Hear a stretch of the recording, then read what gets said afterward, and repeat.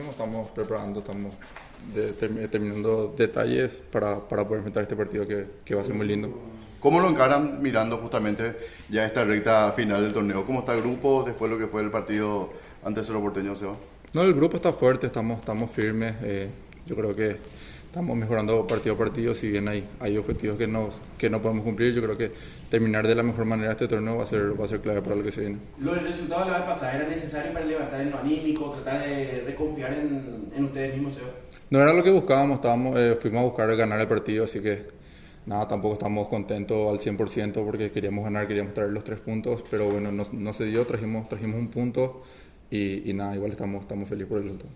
¿Llegaste a mirar nuevamente la jugada donde se anula tu gol, Seba? Es una jugada muy fina, pero yo creo que no se trazó bien porque Hugo Quintana justamente le tapa al central de Cerro, pero bueno, sí, ya no valía, así que ya no hay nada que hacer. Seba, como delantero, ¿cómo estás viviendo este momento de no poder marcar nuevamente goles? Sí, uno como delantero siempre busca marcar goles, así que nada, no se me está dando, estoy tratando de ayudar en lo que puedo, ya que no llegan los goles, trato de ayudar en lo que me corresponde, en lo que me toca, así que nada, estoy tranquilo, yo sé que se me va a dar, así que nada, me quedo tranquilo. En cuanto a la formación del otro día en el Clásico, ¿te gusta tener un compañero al lado tuyo, cerca tuyo, o te gustó tener a Quintana detrás tuyo unos metros?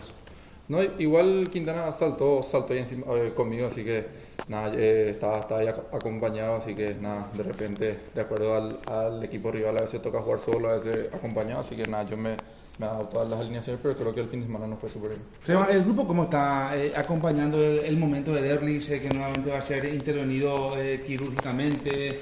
Él siempre se lo vio ahí arropado de los compañeros en estos momentos complicados. Claro que sí, yo creo que hay un grupo muy unido, siempre le damos la fuerza al compañero, me toca a mí estando afuera, los compañeros me dan siempre el ánimo, el apoyo, así que nada, él también sabe que tiene nuestro apoyo, nuestra confianza y nada, esperemos que le vaya súper bien y pueda volver con nosotros. Hoy el objetivo principal es lograr mantener esa posición en Copa Sudamericana, o sea.